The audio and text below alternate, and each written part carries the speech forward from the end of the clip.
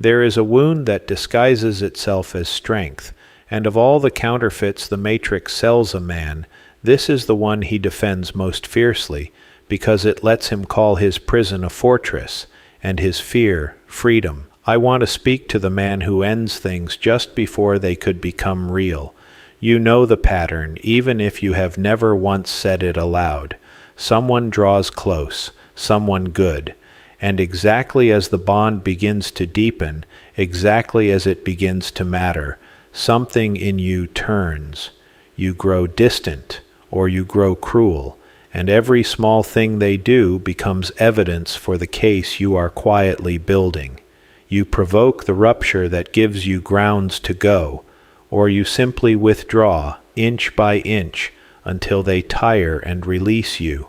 And then, in the silence that follows, you reach for the story you have told yourself your whole life, that you are a solitary creature, that you need no one, that the aloneness was always your nature and never your wound. I am going to take that story from you tonight, not to leave you with nothing, but because it is the most expensive lie you own, and it has been buying you a lifetime of exile. Hear the architecture of it.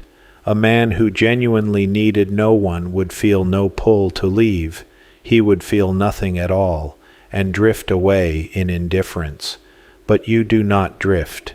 You destroy, and you destroy the bond at the precise moment it turns precious. A man does not demolish what he is indifferent to. He demolishes what he cannot bear to lose. Your sabotage is not the proof that you do not care. It is the proof that you care so violently the caring has become unsurvivable. You do not flee connection because it is empty to you. You flee it because it is everything to you, and everything is the one thing you swore you would never again let anyone hold over you.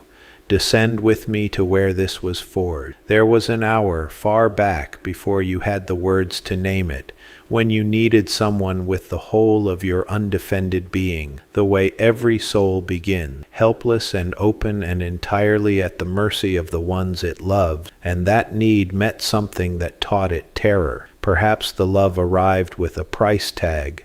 Perhaps it was given and then torn away. Perhaps it was present on Tuesday and vanished by Friday. Perhaps it demanded that you erase yourself to keep it. The particulars do not matter.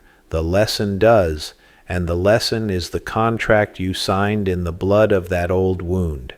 To need is to kneel, and to kneel is to be destroyed. And from that hour you became a man who would rather author the loss than suffer it, who would rather be the one who walks out than the one left standing in the doorway, because walking out is a kind of sovereignty, and being left is the original helplessness you would sooner die than feel again. That is the engine beneath the frost. It was never coldness.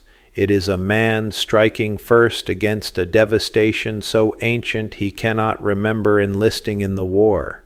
And watch how the same wound wears two faces, for you may have lived them both. One man pushes away, distances, sabotages, walls up, leaves first, but turn the same fear inside out and you get his twin, the man who cannot be alone, who merges and clings, who rescues and pours himself out and gives until he is hollow, and then despises the ones who took what he offered. The one who flees and the one who clutches are the same frightened soul. One guards the wound by letting, the other guards it by letting go. Neither is touching another. Both are threat, and the bitterness that's from each of them, the contempt of the one who left, the exhausted resentment of the one who gave too much. That is the tell, the thing that betrays the lie. No man resents what he does not need, so do not mistake the work ahead of you. It is not to grit your teeth and force yourself to let people in while every siren in your body wails. That only floods you and confirms the danger. And it is most certainly not to lie down inside the lie of the lone wolf, which is merely the wound composing your epitaph in advance. The work is to return to the hour where you learned that needing was fatal,